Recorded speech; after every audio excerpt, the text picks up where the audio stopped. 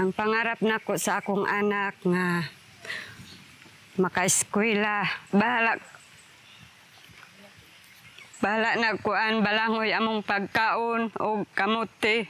Maka-eskwela lang among anak.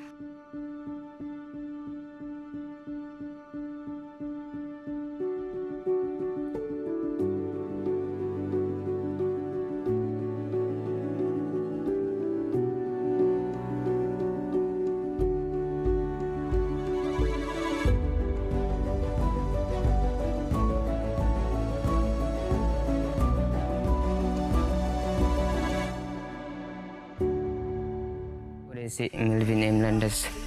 Nag-school ako sa Pangyan National High School. And grade 9, nagpuyo ko sa Turuyan. Edad na ako kay 18. Evangeline Landas, nagpuyo sa Turuyan. 39 years old. Ang trabaho namo kay mag-uling o naghurnal aron makakaon lang ang mga bata. Kuliah si Tinding Landas, nagpuyo sa Turuyan.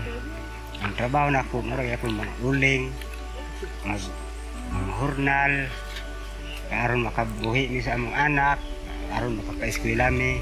Ako dahil si Gino sa Suman, kung edad 15 years old, akong grado, grade 10.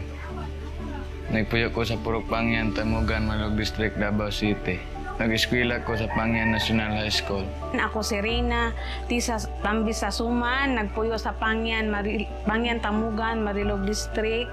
Ang edad na ako, 34 years old. Ang trabaho na ako sa balay, nag-atiman sa akong mga anak. Ano sa imong gusto mahimo init ako? Gusto na ako mahimo nga pagpulis kay waran makatabang ko sa akong ginikanan. Kung gusto mga kurso kay engineer, kay para matabangan ang mga waydalan ng mga lugar. Sa ayon sa ang imuhang mga pangarap ba sa imong anak? Ang pangarap nako sa akong anak nga maka-eskwela. Bahala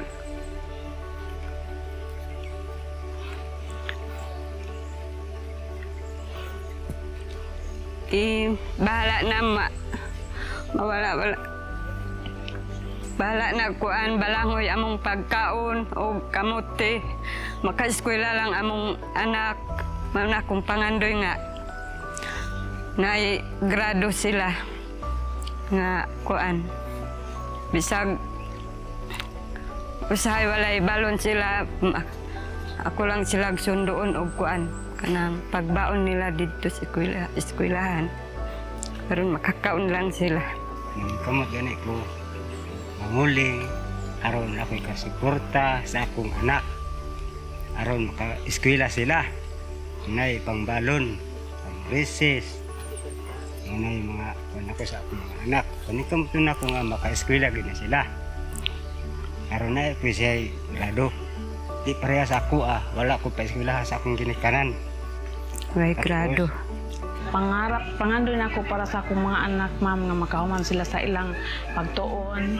Aron maabot ang panahon nga mahuman sila ang pagtuon, makakita sila maayong trabaho para sa ilahapong kaugmaon. Kinsa ang inspirasyon nimo sa imong Ginaproud na akong mga ginikanan ako na bisag nagkalisod mi. Imong tabangan. Si mama o si papa, kung nga igsuon. Unsa pud ang mga kuan moments sa imong anak na makaingon jud ka proud kay ka sa iya? Proud na ko akong anak nga kada adlaw dili siya mo absent mo eskwela. Kada adlaw jud siya mo ato sa eskwelahan bisag layo ang ilang eskwelahan, ang tuson jud nila og kuan padung dito sa eskwelahan. Ako ma'am, proud ko sa ilaha kay bisan pa man problema na kamot sila nga labi na kung tagan sila award sa eskwelahan nga with honors man ni siya. Proud ko sa ilaha, ma'am. Unsaon nimo pagtabang sa imong ginikanan isip estudyante mo ka? Nagtabang ko sa ilaha nga bisag ang ano lang tabangan namo ang among ginikanan aron namo makaon tabangan namo trabaho aron nang baon sa eskwelahan.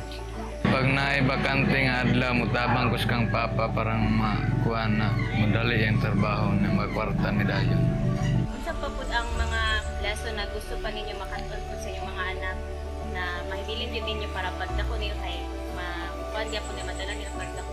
Ako lang ingon sa akong anak nga maurani among kabilin ang inyong grado dili ma kuan sa lain madala ninyo dako dili mo mapareha sa amo nga wala mi grado dili sila mga maghornal maayo ilang trabaho makasulod sila og trabaho ang ilang kuan kay dako naman ilang grado mao na ang kabilin nako sa akong mga anak. Makagraduate gid ang anak aron maka ayaha ilang kaintang kay makasulod na sila og trabaho.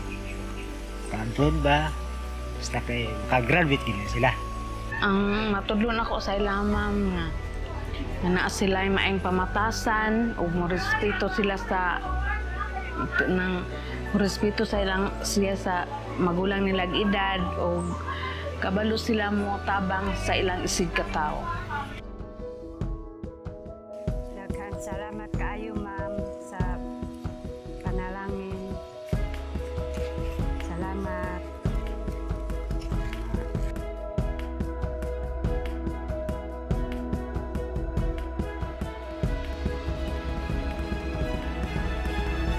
Daghang salamat, Smiles. Sir Smiles. Daghang salamat sa Smile